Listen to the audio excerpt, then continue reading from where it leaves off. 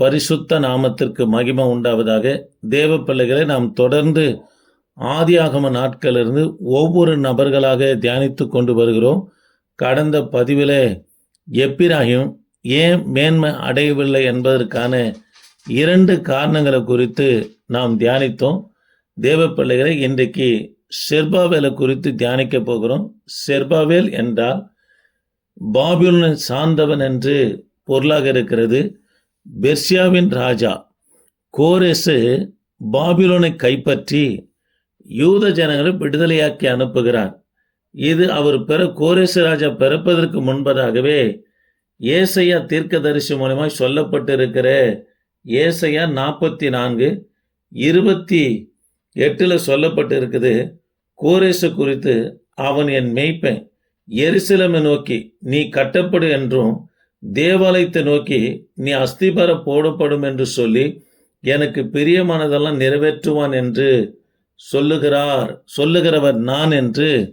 அருமையான தேவ பிள்ளைகளே, கோரேசு பிறப்பதற்கு 180 ஆண்டுகளுக்கு முன்பதாகவே ஏசையா சொல்லுகிறார், பாபிலோன் சிறையிருப்பில் இருக்கிற யூத ஜனங்களை விடுதலையாக்கி கோரேசு அனுப்பி எருசலேமின் தேவாலயத்தை கட்டுகிற காரியத்தை கோரேசு தான் செய்வார், எனக்கு பிரியமானதை நிறைவேற்றுவார் என்று சொல்லி ஏசையா தீர்க்கதரிசி மூலமாய் சொல்லப்படுகிறது. இங்க நிறைவேறுகிறது. கோரேசு பாபிலோனை கைப்பற்றினோடனே யூத ஜனங்களை மொத்தமாக வரல. யூத ஜனங்க 3 பிரிவுகளாக புறப்பட்டு வராங்க.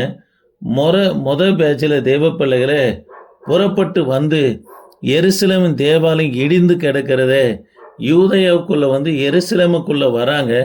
வந்த பிற்பாடு வீடுகளும் தீக்கரையாக்கப்பட்டு இருக்கிறது. எருசலேமின் தேவாலயம் தரமட்டமாக இடித்து தீக்கரையாக்கப்பட்டு இருக்கிறத பார்த்த ஜனங்க ஓ என்று அழுது, சத்தம் போட்டு அழுது, ஒரு சிறிய கூடாரத்தை கட்டி தொழுது, அதாவது சிறிய ஆசரிப்பு கூடாரத்தை கட்டி தேவ பிள்ளைகளை தொழுகை நடத்தி கொண்டே தேவாலயத்தை கட்டுகிற காரியத்தை நம்மனா செய்ய ஆரம்பித்தாங்க. கவனிப்போம் தேவ பிள்ளைகளை, செர்பாவேல் பாபிலோனை சார்ந்தவன் என்று ஏற்கனவே நம்ம பார்த்தோம். தேவ பிள்ளைகளை, பாபிலோன் சிறையிருப்பில் அநேக யூத பெற்றோருக்கு பிள்ளைகள் பிறந்தாங்க. ஆகாய் தன் பெற்றோருக்கு பிறந்த உடனே அவருக்கு பெயர் வைக்கிறாங்க, ஆகாய் என்று பெயர் வைக்கிறாங்க. ஆகாய் என்றால் பண்டிகை என்று பொருள்.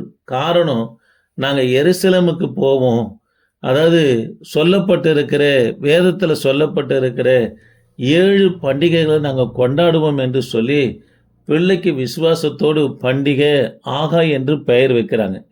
இன்னொரு பெற்றோருக்கு ஒரு குழந்தை பிறந்தது, அவருக்கு மல்கியா என்று பெயர் வைத்தாங்க.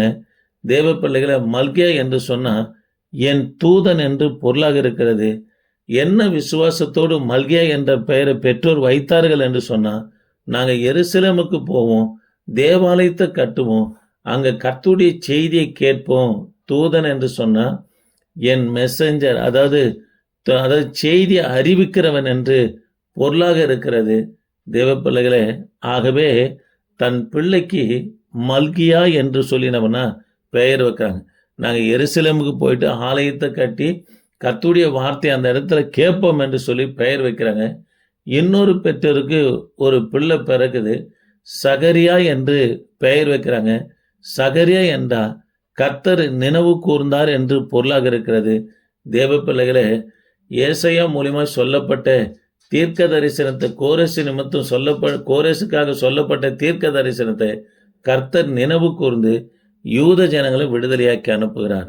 அவங்க பெற்றோருடைய விசுவாசம் அண்ணா, கர்த்தர் நினைவு கூறுவார், நம்மளை விடுதலையாக்குவார், நம்ம இங்கே பாபிலோனில் இருக்க மாட்டோம் என்று சொல்லி நம்மனா விசுவாசித்தாங்க. இந்த வார்த்தை கேட்கிற பிள்ளைகளே, ஆண்டவர் நமக்காக கொடுக்கப்பட்டிருக்கிற வாக்கு தத்தங்களை தரிசனம் கர்த்தர் நிறைவேற்றுவாருங்க. அதில் எவ்வளோ வேணும் சந்தேகம் இல்லை. இன்னொரு பெற்றோருக்கு குழந்தை பிறகுது, செர்பாவேல் என்று பெயர் வைக்கிறாங்க. செர்பாவேல் என்று சொன்னால் பாபிலோனை சார்ந்தவன் என்று பொருளாக இருக்கிறது. நாங்கள் பாபிலோன்லேயே தான் இருப்போம், எருசலேமுக்கு எங்கே போகிறோம் என்று சொல்லி அவிசுவாசமாக நினைத்து தான் செர்பாவேல் என்று சொல்லி நம்மனா பெயர் வைக்கிறாங்க. தேவ பிள்ளைகளே, கோரேசு ராஜா பாருங்க, அவர் விடுதலையாக்கி அனுப்பும்போது சபை கட்டுகிற பொறுப்பை யாரிடத்துல கொடுக்கிறார்னா செருபாவேலிடத்துல தான் கொடுக்கிறார். ஆகாய் தீர்க்க தரிசன புஸ்தகம் 1 அதிகாரம் 1 வசனம் 14 வசனம் 2 அதிகாரம் 21 வசனத்துல பாபிலோன்ல யூதருக்கு தலைவராக யார் இருந்தார்னா செருபாவேல் தான் இருக்கிறார். எஸ்ரா புத்தகம் 1 அதிகாரம் 8 வசனத்துல தரிவு ராஜாவுடைய ஆட்சி காலத்துல யூதயாவின் பிரபு என்று செருபாவேல் நபனா அழைக்கப்படுகிறார். ஆகாய் 1:1 கோரேஸ் ராஜா அதாவது செருபாவேலை யூதாவின் ஆளுநராக நபனா நியமிக்கிறார். தேவ பிள்ளைகளே, அது மாத்திரமல்ல, லூக்கா சுவிசேஷ புத்தகம் 3 அதிகாரம் 27 வசனமும் மத்தேயு சுவிசேஷ புத்தகம் 1 அதிகாரம் 12 வசனத்தை நாம் வாசித்து பார்ப்போம்னா தாவீதின் வம்சத்தை சேர்ந்தவர் அதாவது செருபாவேல் இயேசு கிறிஸ்துடைய முன்னோர்களின் ஒருவராக யார் வருகிறாருன்னு சொன்னா செருபாவேல் வருகிறார். எஸ்ராவின் புத்தகம் 1 அதிகாரம் 1 வசனம் 2 வசனம் 2 அதிகாரம் 2 வசனம் 1 அதிகாரம் 11 வசனத்தை நாம் வாசித்து பார்ப்போம்னா செருபாவேல் தலைமையில மொத பாபிலோன் சிறையிருப்பில் இருந்து நம்மனா ஒரு கூட்டம் புறப்பட்டு வராங்க. புறப்பட்டு வந்து கோரேசு ராஜா அனுப்புகிற ஏடை கொண்டு தான் தேவாலயம் என்ன பண்ணோம்னா அஸ்திபாரம் எருசலேமுக்கு வந்து 2 வருஷத்துக்கு பிற்பாடு தேவாலயத்தின் அஸ்திபாரம் என்ன பண்ணா போடப்படுகிறது. தேவ பிள்ளைகளை, அஸ்திபாரம் போட்ட பிற்பாடு யாரு மரித்து போனார்னா பாபிலோன்ல இருக்கிற கோரேசு ராஜன் அவனை மரித்து போனார்.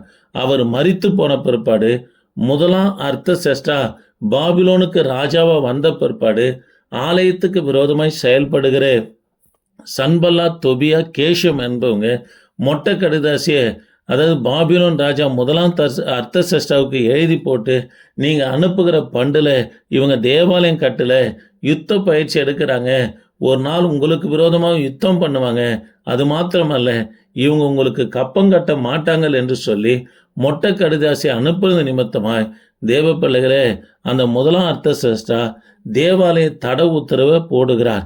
நீங்க ஆலயத்தை கட்ட வேணாம், வீடுகளை கட்டுங்க, விவசாயம் பண்ணுங்கள் என்று நம்ம சொன்ன உடனே யூதருங்க உற்சாகமாய் அஸ்திபாரம் வரைக்கும் தேவாலயத்தை கட்டின இவங்க விட்டுட்டு போயிட்டு அதாவது விவசாயம் வீடு கட்டுகிற காரியத்தில் இவங்க காணப்பட்ட உடனே அதுக்கு பிற்பாடு 16 வருஷம் அஸ்திபாரத்தோடு வேலை நபனா நிற்கப்பட்டு இருக்கிறது. தேவ பிள்ளைகளே, இப்போதான் கர்த்தர் நபனா 2 தீர்க்கதரிசியை எழுப்புகிறார். ஆகாய் சகரியாவை எழுப்பி தேவாலயம் கட்டும்படியா அவங்க உற்சாகப்படுத்துகிறாங்க.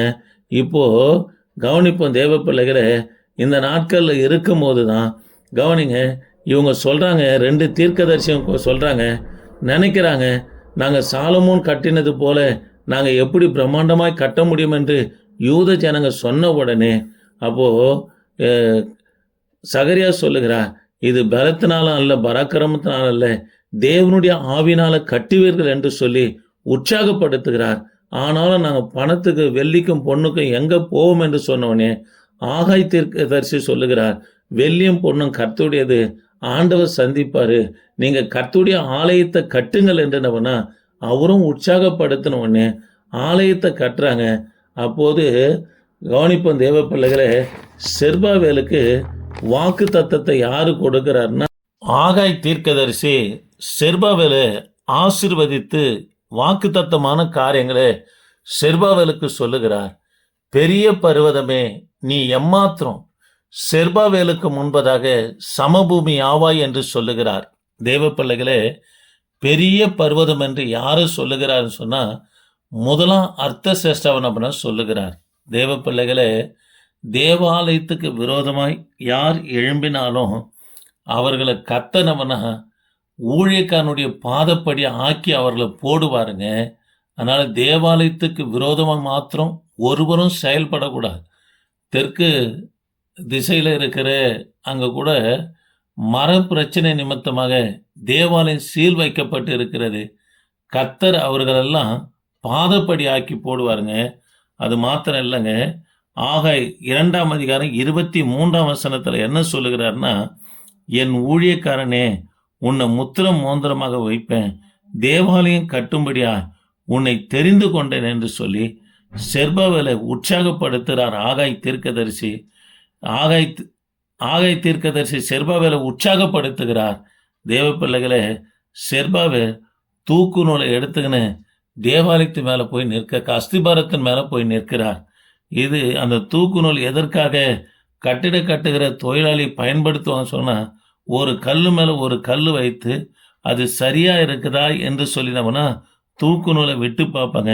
மண்ணு இல்லை, மரமும் இல்லை, கல் இல்லை, வெறும் கையோடு போயிட்டு தூக்கு நூலை வைத்து கொண்டு, அதாவது அஸ்திபாரத்து மேலே செர்பாவேல் நிற்கும்போது அதை பார்க்கிற எல்லாம் பரியாசம் பண்ணினாங்க.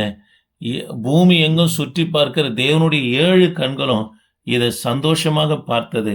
காரணம், தேவ பிள்ளைகளை, ஆண்டவர் கர்த்தருடைய ஆலயத்தை கட்டுகிற காரியத்தில் எப்படி இருக்கிறார்னா பிரியமா இருக்கிறார். இதுதான் ஆகாய் 1:8 சொல்றார். மலை மேலே ஏறி மரங்களை வெட்டி கர்த்தருடைய ஆலயத்தை கட்டுங்கள் என்று நபனா சொல்லுகிறார். ஆலயம் கட்டப்படுகிறது. தேவ பிள்ளைகளே, ஆலயம் கட்டப்படும் போது அப்போ யாரு ராஜாவாக பாபிலோன்ல வருகிறார் என்று சொன்னா 2ஆம் தரிவு வருகிறார். அவருக்கு மொட்டை கடிதாசி எழுதி போடப்படுகிறது. இந்த சன்பல்லா தொபியா எப்படி 1ஆம் அர்த்தசஷ்டாக்கு எழுதி போட்டாங்களோ அதே காரியத்தை இவங்க செய்த பிற்பாடு அவர் அந்த கடிதத்தை பார்க்கிறார். 2ஆம் தரிவு கடிதத்தை பார்க்கிறார். பாபிலோன்ல இருக்கிற அவர் பார்த்த பிற்பாடு ஏன் தேவாலயம் கட்டப்பட்டது, ஏன் இது நிறுத்தப்பட்டது என்று சொல்லி அதாவது எல்லாம் கஜானாவையும் தேடும்போது கோரேசு ராஜாவுடைய கஜானாவில் அதாவது தேவாலயம் கட்டுவதற்கு தேவையான அப்ரூவ்டு கட்டுமான பணிக்கு உத்தரவு கொடுக்கப்பட்டு இருக்கிறது நம்மனா கண்டெடுக்கப்பட்டது. அதில் கோரேசு ராஜாவுடைய கையெழுத்து நம்ம வைக்கப்பட்டிருந்தது. ஆகவே 2ஆம் தரிவு தேவாலயத்தை கட்டுங்கள் என்று நம்ம சொல்கிறார். தேவாலயத்தை ஆண்டோடைய பெரிதான கிருபையினால கட்டி முடிக்கிறாங்க. கிமு 516 தேவாலயம் கட்டி பிரதிஷ்டை பண்ணப்பட்டது என்று சொல்லி எஸ்ராவின் புத்தகம் 6ஆம் அதிகாரம் 16ஆம் வசனத்தில் நம்ம பார்க்கிறோம். தேவ பிள்ளைகளை, செர்பாவேல் நல்லா படித்தவர். இப்போ இருக்கிற ஐஏஎஸ் படிப்பை போல அந்நாட்களில் நல்ல ஒரு படிப்பில் யார் இருந்தார்னா செர்பாவேல் இருந்தார். ஆகவே தான் பாபிலோன் அரண்மனையில் என்ன பண்ணா அவர் வேலை செய்து கொண்டிருந்தார். இந்த வார்த்தை கேட்கிற எனக்கு அன்பான கர்த்தருடைய பிள்ளைகளே, ஆலயம் கட்டப்படலை, குடும்பம் கட்டப்படலை, ஆவிக்குரிய வாழ்க்கை கட்டப்படலைன்னு கவலைப்படாத. கர்த்தரை மாத்திரம் பாரு. அவர் உன்னை எடுத்து கட்டி வைக்கிற, அதாவது எடுத்து எழுப்புகிற தேவனாக நம்மனா இருக்கிறார். ஜெபிப்போம்.